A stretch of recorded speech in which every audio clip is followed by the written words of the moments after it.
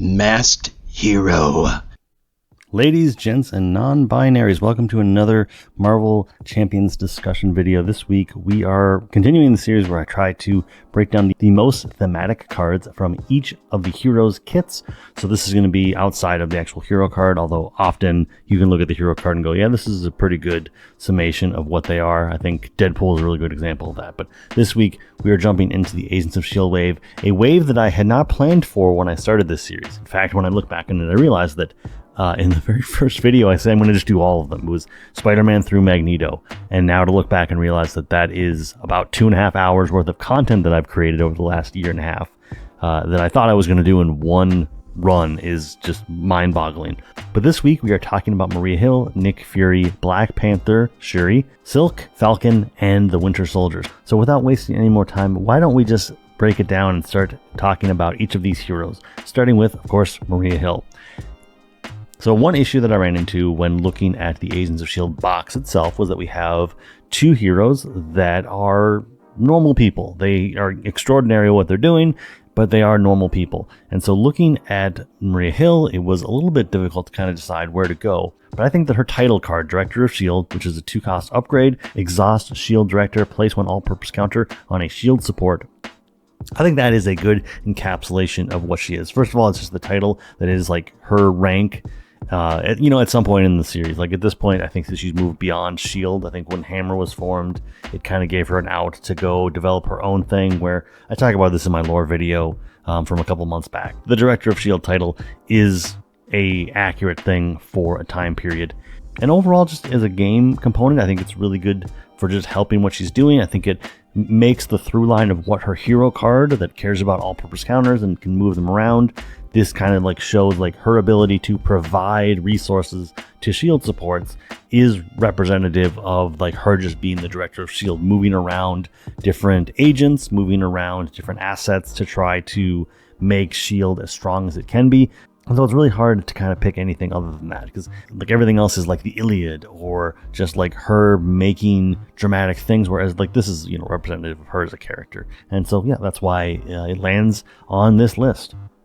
In a similar vein, I think that as we talk about Nick Fury, it's kind of hard to not say anything other than Secret Agent.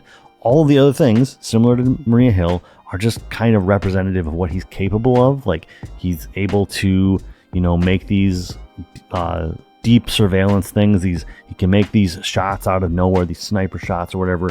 And those are all like talents that he has. But I think that just as a title, again, I think that Secret Agent, which is a 2-cost upgrade, title traded, after you resolve the ability of a preparation card you control, move one threat from a scheme to your suit upgrade. Again, this is just wrapping up everything to do with what he, as a character does. He is manipulating the schemes. He's putting threat onto a suit that he then uses to do other things.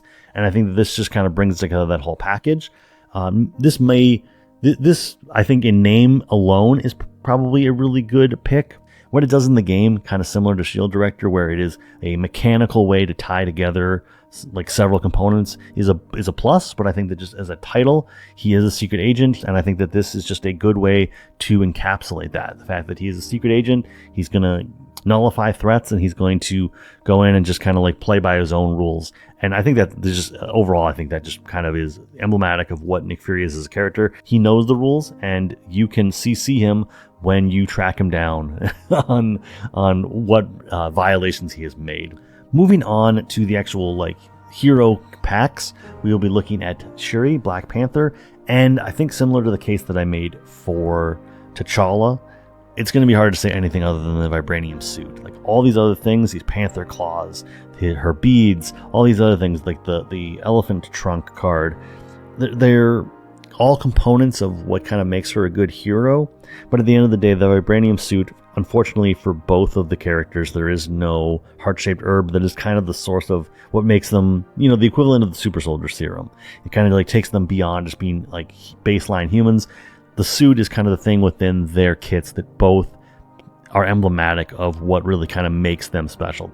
Vibranium suit, which is a 2-cost upgrade, armor and Black Panther traded, special attack, Move 1 damage from your hero to an enemy. You may discard this card to give your hero a tough status card. Not only is it going to protect them, but it's also kind of like a sign of status. They are the protector of Wakanda, and in that way, it's lowest hanging fruit.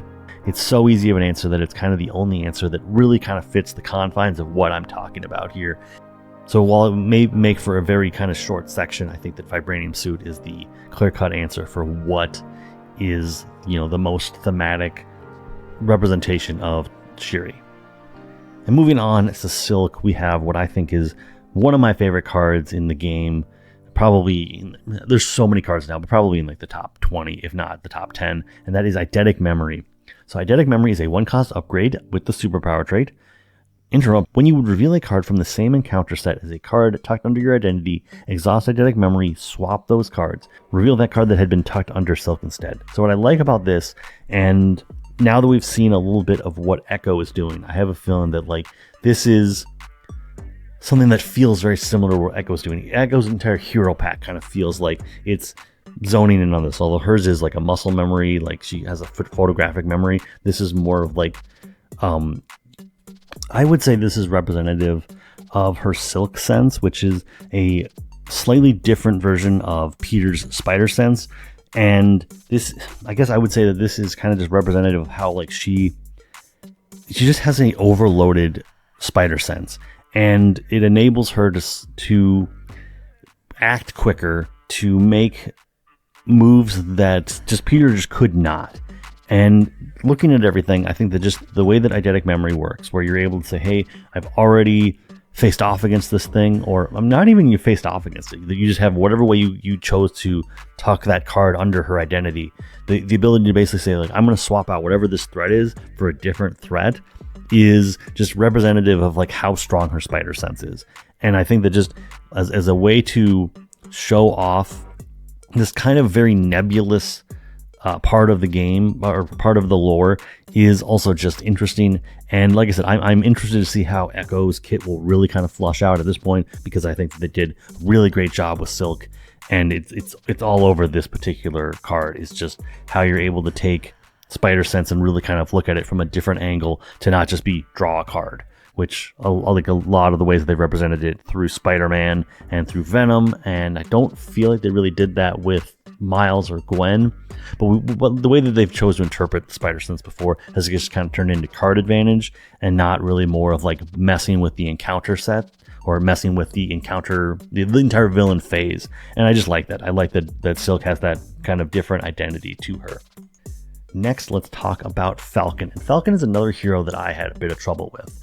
And it wasn't until I did my lore video that I was really able to nail down just what I thought, because I don't know that I fully understood the extent of his ability to kind of communicate with animals, which is what made Falcon's Flock the standout choice for me. So Falcon's Flock is a 2-cost support, has the aerial and bird trait, it has uses 5 bird counters, and a resource ability of remove 1 bird counter from here, generate a energy resource for an aerial card, limit once per card.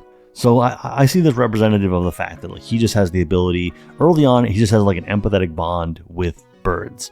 And as it grows and becomes more, the birds almost become like a cloud for his knowledge, like the information that they take in, his brain sort of becomes like a cloud server. Then to even go back to the 60s and 70s, where his empathetic bond with birds was explained as effect of being around the cosmic cube, which is not the same as it is in the MCU. A little bit, it's different. It's not connected to the Infinity Stones at all, or the Infinity Gems in the comics, I suppose. His empathetic bond with birds, I think, by representing that with Falcon's Flock, I think is a great way to go at it, because everything else, again, a lot of the characters in this wave, a lot of the things that they're capable of doing, the things in their kit, are really just kind of more of feats of strength equivalent stuff, and not really representative of what they do, and they're not really representative of where their power comes from. Again, there's not a cosmic cube card in Falcon's pack to really point to, so let's go with his empathetic link to birds. And if we can't do his alter ego card, I think we have to do Falcon's Flock,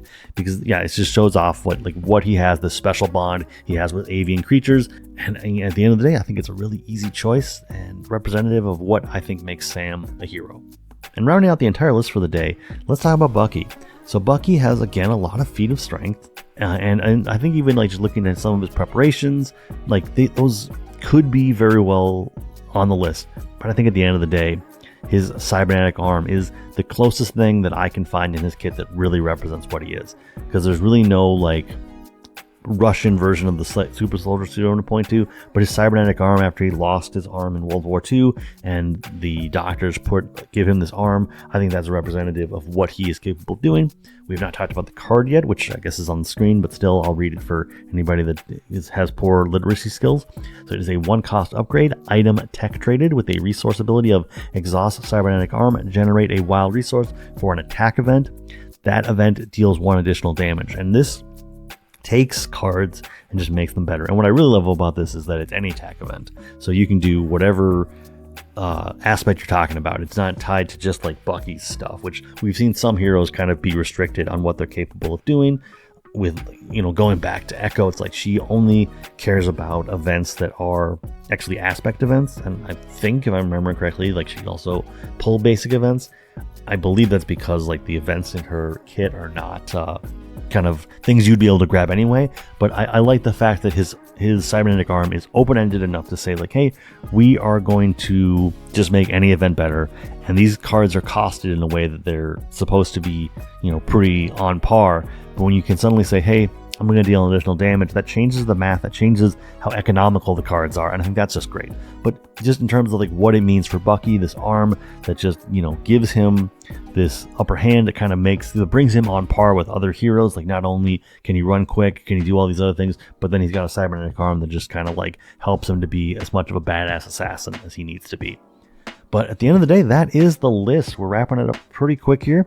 We will be back with the Civil War wave, hopefully pretty quick. I have not actually figured out that list. I did most of this entire series knowing where I was going in the next segment. Like I said, I was going to try to do everything's Spider-Man through Magneto at one point and realized that was a mistake. I will see you in the next one. I want you to have a great day, and remember, you're doing great. Keep it up.